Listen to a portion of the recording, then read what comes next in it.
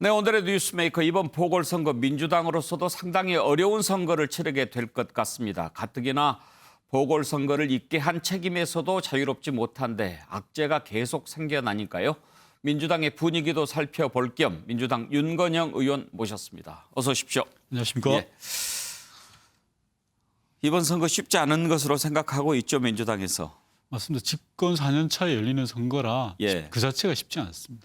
윤 의원께서는 이번 박영선 후보 캠프에 무슨 역할을 맡으시나요? 집행위원회 부위원장을 맡았습니다. 아, 집행위원회 부위원장. 네. 위원장은 누굽니까? 기동민 서울시당 위원장. 서울시당 위원장이 네, 네. 위원장을 맡고. 네. 지금 뭐 의원들도 다 역할 하나씩. 맞습니다. 49개 지역위원회 예. 위원장들은 모두가 참여해서 예. 각각의 본부에서 역할들을 충실히 수행하고 있습니다. 예. 일단 뭐 박영선 후보 단일화 과정 2번 거쳐가지고 여권의 단일 후보가 됐고 아직 야권은 단일 후보 안 되고 있고 만약에 3자 구도로 가게 된다면 더 승산이 높겠지요? 아무래도 3자 구도면 뭐 승산이 더 높아지는 건 당연한 것 같습니다. 단일화 안 됐으면 좋겠죠, 야권. 뭐 어떻게 보십니까? 지금 이렇게 어려움을 많이 겪고 있는데 단일화 될 가능성을. 단일화 부분은 저는 그렇게 생각합니다. 야당이 지금 단일화에 목을 메고 있는데요. 단언컨대 기대만큼 시너지 효과가 없을 거다라고 생각을 합니다. 한국 정치사에 아름다운 단일화는 없었습니다. 예. 벌써 양측이 진흙탕 싸움을 하고 있는데요. 김종인 위원장이 안철수 후보에 대해서 정신 나간 사람이다라고 막말을 했죠. 그리고 나경원 전 후보도 이게 본선에 도움 안 되는 단일화다라는 예. 식으로 이야기를 했습니다. 서로의 지지 기반과 지지 기반이 합쳐지는 게 단일화인데 단일화 속성상 서로의 패를 너무 잘 알고 있거든요. 그럼 한쪽이 양보를 해야 되는데 양보할 것 같지가 않습니다. 그래서 지금 단일화를 너무 목매고 있는 것 같아서 좀 안타깝긴 하고요. 정말 안타까운 건 서울 시민을 위한 정책이 사라진다라는 겁니다. 정치만 남고요. 야권에서는 서울시를 위해서 뭘 하겠다라는 걸 지금 내놓지 않고 오로지 정권 반대 이거밖에 없는 것 같아서 정책 경쟁의 장이 되었어야 하는데 좀 아쉬운 부분이 있습니다. 예, 그 점은 동의합니다. 예. 정책을 이 야권 후보 단일화에 파묻혀서 도저히 뭐 이렇게 찾아볼 네. 수가 없으니까요. 네. 혹시 윤건영 의원께서는 개인적으로 네. 만약에 야권 후보 단일화가 된다면 어떤 후보가 나오는 게 더 싸우기 쉬울 것 같다고 생각하십니까? 여당 입장에서는 뭐 어떤 후보가 쉽다라기 말씀드리긴 좀 어렵고요. 누가 오더라도 우리는 묵묵히 박영선 후보의 내용을 시민들에게 알리고 겸허하게 평가받는 게 저는 제일 중요하다고 생각합니다. 선거에 있어서 저는 제일 중요한 전략은 후보라고 생각을 하거든요. 후보 전술이말로 최고의 전략이다라고 생각을 하는데 박영선 후보는 여성으로서 유리천장을 깨신 분이잖아요. 뭔가 일을 해낼 것 같은 그리고 추진력 하나만큼은 뭐 정치권에서 알아주시는 분이잖아요. 반면에 안철수 후보는 10년 전에 새정치를 표방하고 나왔지만 10년간 새정치가 어디로 갔는지 사라져버린 그런 형국이고 이곳저곳 왔다 갔다 하시면서 이제 헌정치가 돼버렸죠. 그다음에 오세훈 후보님은 뭐 이런 말씀드리기 그렇지만 10년 전에 아이들 밥 주는 문제로 무책임하게 또 중도에 그만두셨죠. 최근에는 상속받은 땅에 대한 셀프 특혜 의혹이 있으면서 거짓말 논란까지 생기면서 좀 지금 난처한 입장인 것 같습니다. 어찌되었든 우리 입장에서 민주당 입장에서는 어떤 후보가 나오더라도 정정당당하게 정책으로 승부해서 시민의 심판을 받는 것이라고 생각합니다. 예. 지금 이제 박영선 후보 여권 후보로서 일단 이제 등장을 했는데 LH 사태 같은 경우에는 사실 여권에는 좀 부담이 되는 그런 악재 아니었습니까? 맞습니다. 그런데 또 최근에 박원순 서울시장 피해자가 네. 이렇게 또 직접 모습을 드러내면서 박영선 후보 측에 대해서 이렇게 호의적이지 않은 네. 그런 발표도 하고 반응도 보였는데 그런 것도 부담스러운 부분이죠. 그렇습니다. 온전히 저희 당의 잘못을 인정하고 겸허하게 저는 뭐 시민들께 고개를 숙여야 된다고 생각합니다. LH 비리 의혹 사건들 같은 경우에는 철저한 진상규명을 통해서 지위고하를 막론하고 엄정하게 처벌하고요. 근원적으로 부동산 투기와 적폐가 끊어질 수 있도록 제도 개혁을 하는 게 우선이라고 생각합니다. 그리고 박원순 전 시장의 좀 잘못됐던 문제, 그 피해자에 대한 문제는 겸허하게 우리 당이 책임지고 해결해 가야 된다고 생각하고, 다만 박영선 후보가 여성으로서 남녀가 좀 더 평등하고 하는 세상을 만드는 데 더 가까운 후보가 아닌가라는 말씀을 드리고 싶습니다.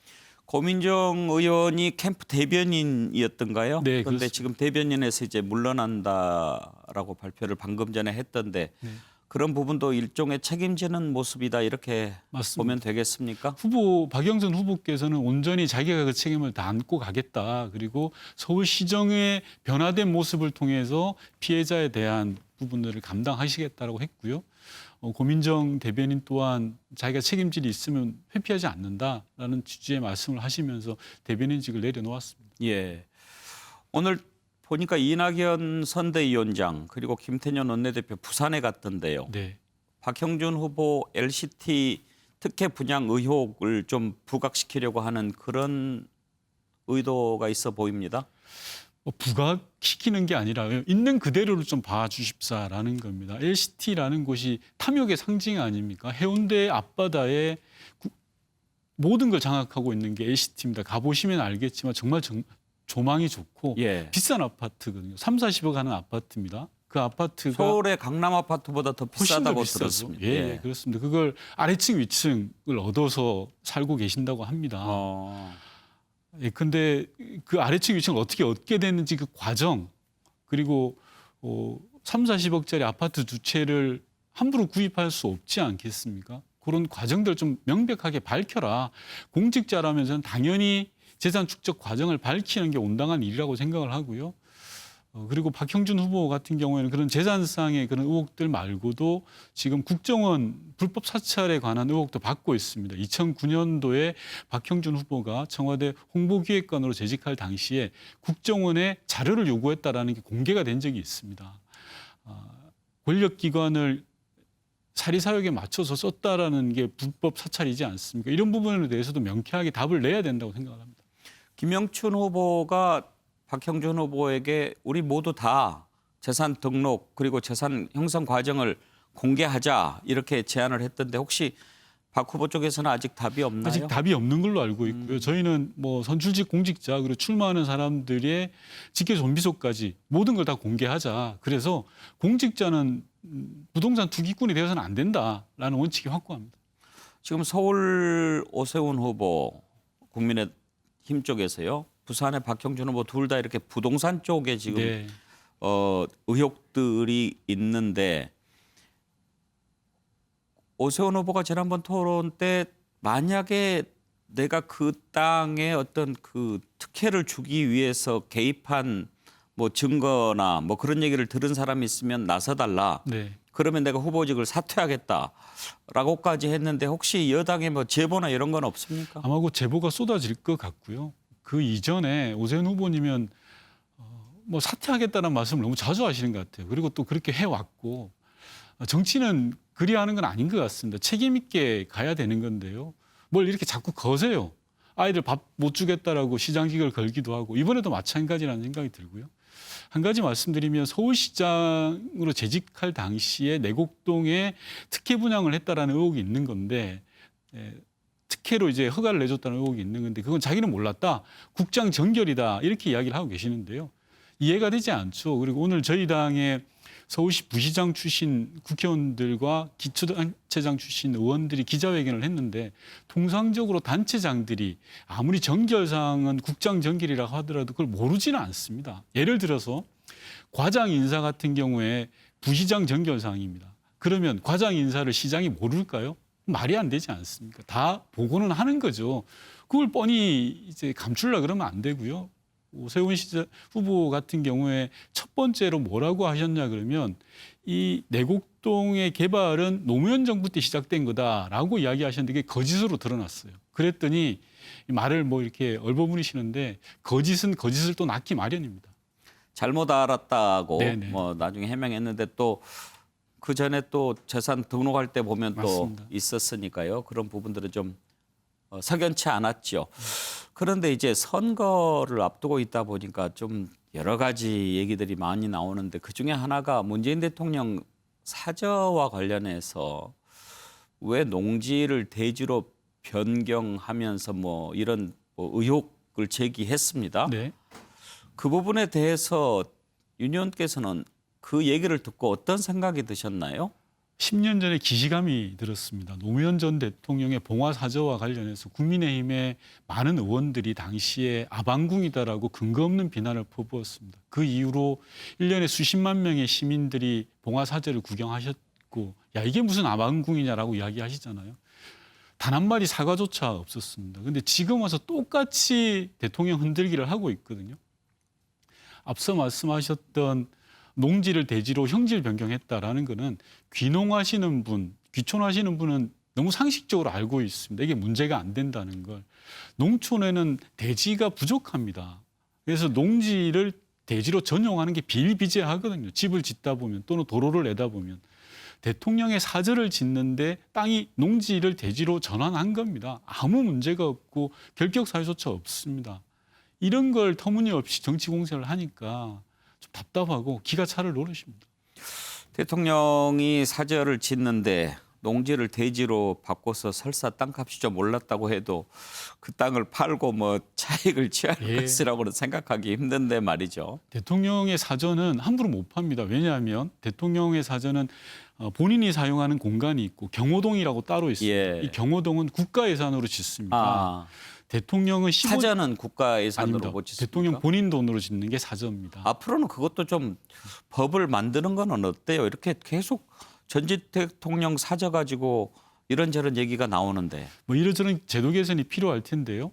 대통령의 사저는 개인이 돈을 내서 짓는 사저와 경호처가 쓰고 있는 경호동이 같이 있습니다. 팔려고 해도 이 경호동 때문에 팔 수가 없고 대통령의 경호는 15년 동안 됩니다. 예. 그리고 요즘 세상이 어느 세상인데 대통령 집 짓는다고 특혜를 주겠습니까? 심지어 해당 부지가 있는 곳은 국회의원이 국민의힘 소속입니다. 말이 좀 안 되는 것 같고요. 주호영 대표께서 이런 말씀도 하시더라고요. 야, 11년 동안 농사를 지었다는 영수증을 내놔라. 이런 표현도 하셨거든요.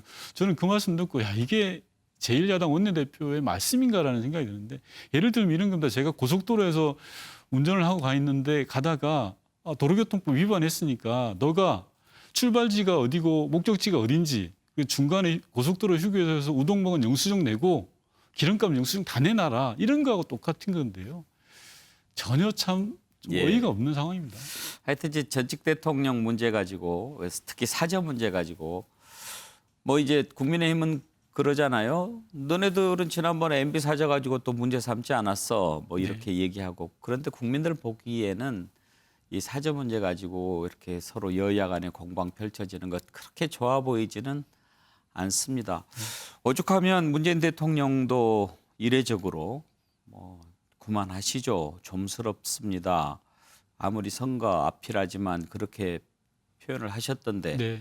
대통령을 누구보다 잘 아시는 윤 의원 입장에서 보시기에 대통령의 그런 표현은 어느 정도의 심리 상태라고 볼 수 있습니까? 대단히 이례적인 거고요. 지난 1년 동안 사저와 관련해서 청와대가 매번 언론에 공개를 했습니다. 그리고 국회 운영위에 나와서 보고를 했습니다. 제가 국회 운영위 위원이라서 아는데요. 그때마다 야당은 질의도 하고 이러저런 문제 제기도 했죠. 만약에 위법 사실이나 불법 사항이 있었으면 그때 국민의힘이 가만히 있겠습니까? 근데 지난 1년 동안 특히 이 보궐선거를 앞두고 국민의힘이 너무나 극악스럽게 나오다 보니까 야, 도저히 이거는 그냥 넘어가서는 안 되겠다라는 생각을 하셨던 것 같습니다. 대단히 이례적인 표현. 예. 나오신 김에 통일외교안보 위원이시니까 그 관련해서 한두 가지만 좀 궁금한 거 여쭤보겠습니다. 이번에 미국에서 블링컨 국무장관 그리고 국방장관이 동시에 방문하지 않았습니까? 국방 국무 두 장관이 동시에 온 건 11년 만이라고 맞습니다. 하던데 이렇게 두 장관이 동시에 온 것은 어떻게 봐야 합니까? 대단히 중요한 의미가 있고요. 국방 국무장관 회의를 2+2 회담이라고 예. 합니다. 한미 간에 5년 만에 열린 겁니다. 트럼프 대통령 시기에는 2+2 회담이 열리지 않았고요. 그리고 바이든 정부가 출범하고 첫으로 열린 고위급 인사들의 회동이 이번 2+2 회담입니다. 예. 즉 한미 동맹이 공고하다라는 것을 보여주는 걸로 보여지고요. 당면에서는 북핵 문제라든지 한반도를 둘러싼 여러 현안에 대한 심도 깊은 이야기가 오고 간 걸로 보여집니다. 그러면은 두 장관이 같이 왔다는 게 우리 입장에서 봤을 때는 좋은 거라고 볼 수 네, 있습니까? 좋습니다. 아, 우리 입장에서는 미측을 상대로 해서 하나라도 더 설명하고 예. 적극적으로 접근할 필요가 있습니다. 그런 공간이 열렸다는 측면에서 대단히 중요하고 그리고 미측에서 한미 동맹을 그렇게 중요하게 생각한다라는 것으로만 봐도 그렇습니다. 그렇죠. 우리는 또 두 장관이 동시에 와서 이거 우리한테 무슨 압력을 좀 가할 일이 있나 이렇게 보니까 방위비 협상도 네. 타결이 됐고 특별히 없어 보이는데 네. 일단 동맹 복원에 가장 큰 의미가 있다 이렇게 맞습니다. 보시는군요. 네, 네. 또 하나 김여정 부부장이 3년 전에 봄날을 기대하지 마라 뭐 그렇게 얘기했던데 뭐가 지금 그렇게 불만인가요? 북측의 입장으로 보면 그런 것 같습니다. 미 바이든 정부가 출범한 이후에 새로운 대북 관계, 새로운 대북 정책을 요구하고 있는 거라고 보였습니다. 블링컨 장관이 방한하는 이 시기에 맞춰서 김여정 부부장의 담화 그리고 최선희 일 외무상의 담화가 동시에 쏟아지는 거지 않습니까? 한마디로 말하면 선수 입장입니다. 북측에서 자 우리 선수들은 이렇다라고 선수가 입장한 겁니다. 그리고 내면에서 요구하는 것은 바이든 정부가 1월 달에 출범을 했는데 지금 2달이 지나왔다. 북한에 대한 새로운 방향성은 무엇이냐? 기존에 있었던 트럼프 대통령과 같이 갈 거냐? 아니면 오바마 대통령의 전략적 인내로 갈 거냐? 아니면 새로운 버전이냐라는 걸 요구하고 있는 그런 것이라고 보면 될 것 같습니다. 예. 그러면 지금까지는 아직은 뭐 다시 이렇게 가까워지지는 않았지만 그래도 뭔가 아직 뭐 북한에서 도발도 없고 네. 그러는데 북한도 지금 관망하고 있다고 이렇게 봐야 되겠군요. 맞습니다. 북측은 끊임없이 압박을 하는 거죠. 미국과 한국, 우리 대한민국에게 새로운 대북 관계를 맺어보자라는 이야기를 하는 거고 이번 2+2 회담에서 중요한 의미 있는 북핵 관련해서 결정사항이 있는데요. 크게 세 가지입니다. 첫 번째는 한미 동맹 간에 있어서의 한미 간 우선 관심 사항으로 북핵 문제를 보겠다라는 게 첫 번째고 두 번째는 조율된 내용으로 접근하겠다. 한미 간의 이견을 발생시키지 않겠다라는 게 두 번째고 세 번째는 향후에 고위급 협촉을 통해서 이 내용을 채워가겠다라는 부분입니다. 저는 대단히 안정감 있게 이 문제를 풀어갈 수 있는 단초를 마련했다고 생각을 하고요.